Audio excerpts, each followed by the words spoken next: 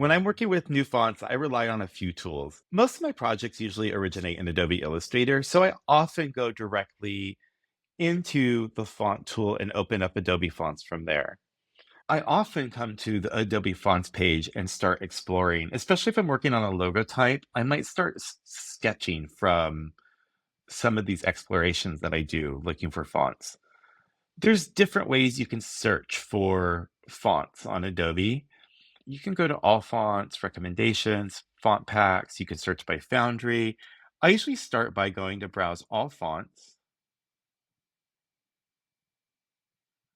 And here you can put in the word that you're looking for.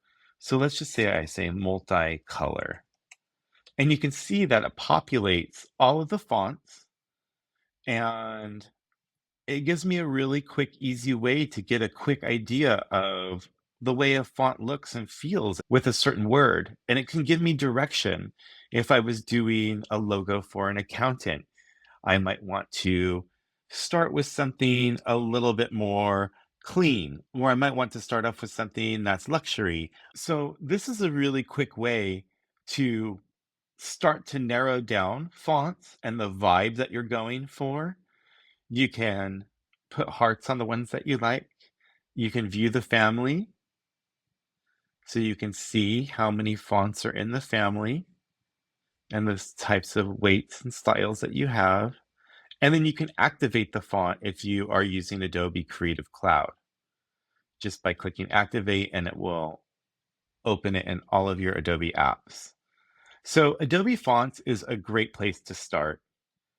Another place I like to go is MyFonts. It's very similar to Adobe Fonts, but you can go here and you can start with a specific style.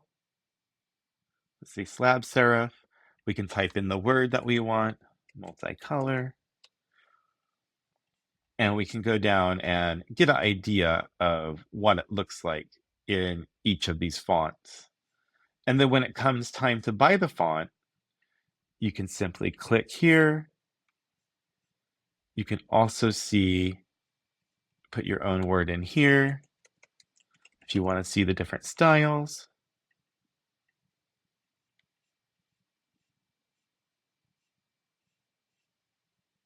And then it gives you your buying choices down here if you're buying, per style or the entire pack. So this is another valuable tool I use, especially if I'm sketching a logo type. I can really start from one of these places without even buying the font. Designer's tip. And then another place, if you're just getting started, I recommend is Typewolf. If you start with Typewolf on Font List, it gives you some really great starting points. Tops 10 serif fonts, slab serif fonts, sans serif fonts. It gives you some great alternates. For example, all designers know these fonts: Helvetica, Futura, Proxima Nova, Gotham, Brandon, Times New Roman, Franklin Gothic. These fonts have been around and used for years. So these are alternates to some of those very popular fonts that are used by designers often. And here it has some other favorite lists that are worth checking out. They have fun list, they have free list, and this is just a really great resource.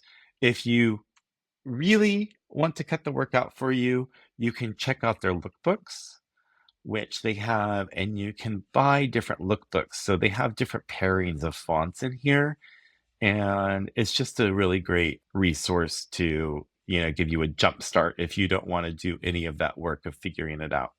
So those are some of my favorite resources to start finding fonts on the internet.